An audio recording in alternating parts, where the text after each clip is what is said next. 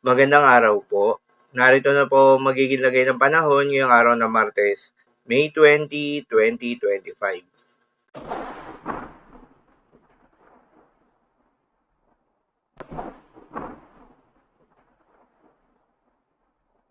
Sa kasalukuyan na tayong sa pag-asa, patuloy na umiiral itong Intertropical Convergence Zone o ITCZ o yung salubungan ng hangin mula Northern at Southern Hemisphere at nakakaapekto pa rin sa may Mindanao at Palawan. Dahil dito ay asahan pa rin yung maulap na kalangitan na may kalat-kalat na mga pagulan at thunderstorms. Easterlies naman o yung mainit na hangin galing sa may karagatang Pasipiko ang patuloy na nakakaapekto sa malaking bahagi ng ating bansa, particular na sa may Eastern Visayas. Dahil dito ay asahan rin yung maulap na kalangitan na may kalat-kalat na mga pagulan at thunderstorms. Habang sa nalalabing bahagi ng ating bansa kasama ng Metro Manila, ay asahan pa rin yung generally fair weather condition, mainit at malinsangan na panahon sa umaga hanggang sa tanghali. Ngunit pagsapit ng hapon o gabi, ay asahan pa rin yung mataas na tsansa ng mga pagulan. Samantala yung binabantayan na bagong low pressure area sa loob ng Philippine Area of Responsibility ay huling namataan sa layong 190 kilometers west-southwest ng Aborlan, Palawan.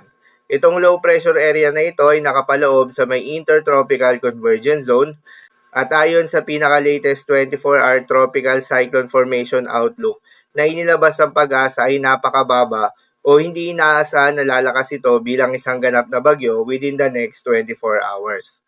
Paalala lamang po na ang mga nasabing forecast ay posible pa ring magbago.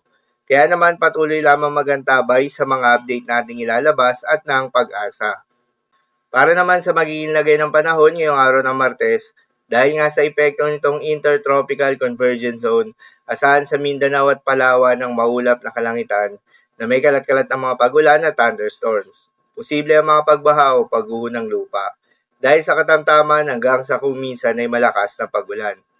Habang sa may Eastern Samar, Leyte at Southern Leyte ay asahan yung maulap na kalangitan na may kalat-kalat na mga pagulan at thunderstorms na dulot naman ng easterlies. Posible rin ang mga pagbaha o pagguho ng lupa dahil sa katamtaman hanggang sa kuminsan ay malakas na pagulan. Habang sa Metro Manila at nalalabing bahagi pa ng ating bansa ay asahan naman yung bahagyang maulap hanggang sa maulap na kalangitan na may kalat-kalat na mga pagulan o thunderstorms na dulot rin ng easterlies. Posible rin ang mga pagbaha o pagguho ng lupa during severe thunderstorms. Madalas, nabobo ang mga thunderstorms na ito tuwing hapon o gabi na nagtatagal ng 1 hanggang 2 oras. Kaya naman ingat sa mga posibleng banta ng pagbaha at pagguho ng lupa, lalong-lalo na sa mga lugar na inuulan na noong mga nakaraang araw pa. Para naman sa magiging lagay ng mga dagat baybayin, ayon sa Pag-asa ay wala pa rin tayong nakataas na gale warning sa anumang seaboards ng ating bansa.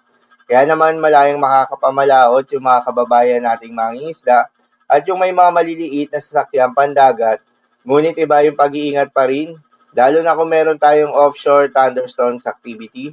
Asahan yung paglakas ng hangin at kakibat nito ay pagtaas rin ng mga pag-alon. So, yun lamang po para sa lagay ng panahon ngayong araw ng Martes. Keep safe, everyone.